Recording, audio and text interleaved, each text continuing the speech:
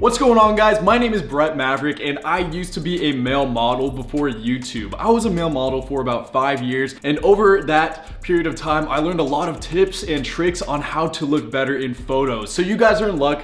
Today, I'm gonna share 10 of those with you guys to step up your photo game, get your Instagram poppin' so you can attract more honeys. If that sounds good, please consider subscribing and turning those post notifications on. And I also would really appreciate it if you would follow me on Instagram at BrettMVRK. I put a lot of really cool stuff on there you won't find anywhere else. But only do that if you like this video. So without further ado, let's get right into it. Tip number 1, the first thing that they teach you in model school. That's not a real thing, but that'd be pretty epic if it was. The first thing is to relax. The worst thing for a photo is when it looks too posed. So when you relax, let it look natural, it looks so much better. It's supposed to look like it just happened, and it should be fluid, like, oh, you just caught me here in this really awesome, fluid, cool position, and I just so happen to look great. Wow, that's crazy, I know. The number 2 trick that is gonna help you guys a lot, I use this all the time, and so do a lot of other models, is to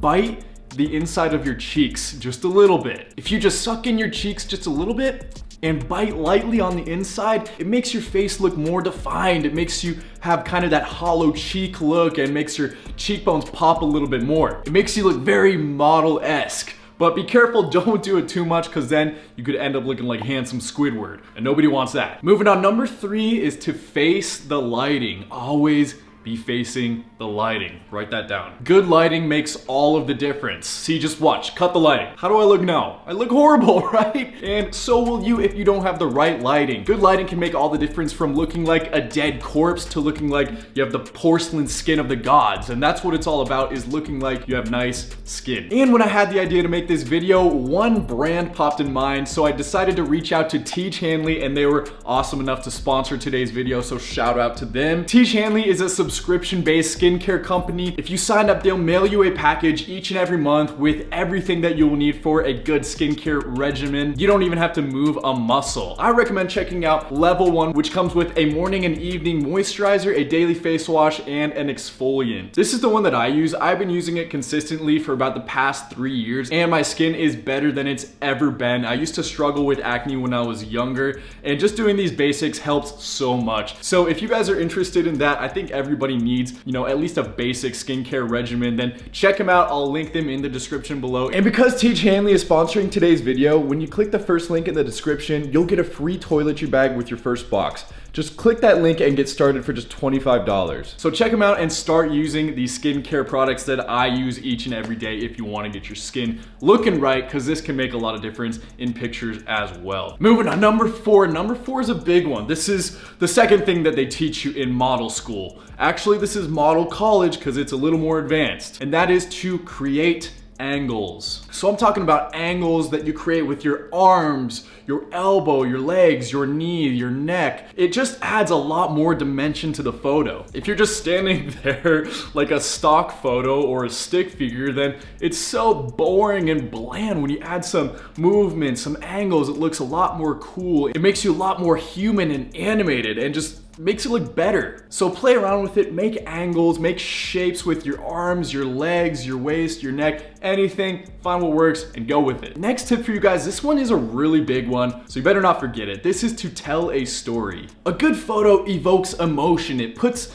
imagery in your mind. You visualize what was going on when that moment, that snapshot was taken. And you do this by utilizing the background, the setting, the poses that you do. For instance, look at this picture. I'm throwing the shirt at you. You can probably imagine what was going on. Maybe it was right before some lovemaking, or I just got out of the gym and was chucking my shirt. I'm all tired, right? There's endless possibilities. I'm not just sitting there doing nothing. So try to think about that when you're taking a picture. What is the audience going to be thinking when they see this photo? Are they just going to think it's just a picture and then move on and scroll past it? Or are they going to think, wow, that must have been a really cool moment, a cool event, and put a story in their mind? So just try to think about that when you're out there doing a photo shoot, and I think it can help a lot. And this next one goes along really well with that last tip, and this is to use props. Not only does it help out a lot with the storytelling, but it just makes it a lot easier to pose. You can lean up against stuff, or you can hold it, so you don't have to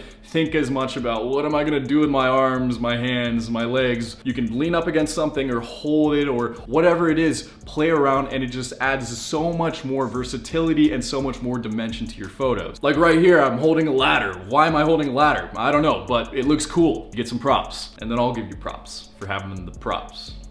Yeah. Number 7, in the wise words of Miss Tyra Banks, you have to smize. Well, you don't have to, but you should smize. Smiling with your eyes. Smizing makes you look more fierce and serious, and just makes for a cooler picture if that's what you're going for. Obviously, if you're smiling, then you are just automatically smiling with your eyes, but if you're going for the cool, serious look, then you need to smize. And it's more than just pushing your eyebrows down. For me, I act as though I'm looking at something way off in the distance, because this doesn't just push down the eyebrows, but it also lifts up this bottom eyelid and creates this really cool hunter eye look. So practice this. You can look in the mirror and try it out, find what looks the best for you. Try not to make it look too forced, because that happens a lot too, but you just really want to avoid that deer in headlights look with your eyebrows up in the clouds, right? Next one's gonna help a lot. This one I use all the time before I take a picture, and this is to have a friend model the set. So if you come across something cool, you're out doing a photo shoot and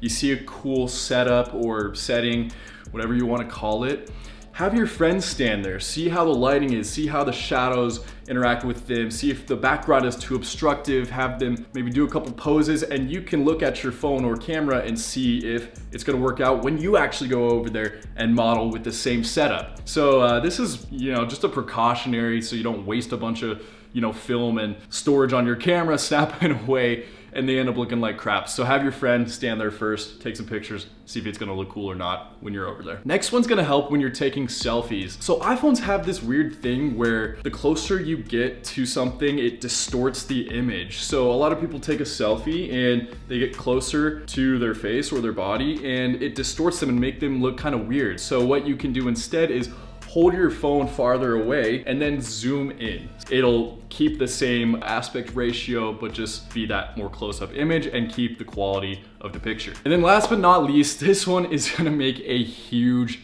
huge difference, and that is to learn to edit your photos. I can't tell you how many times I've taken photos and I'm looking at them on my phone or on my camera and I think the photos are really bad.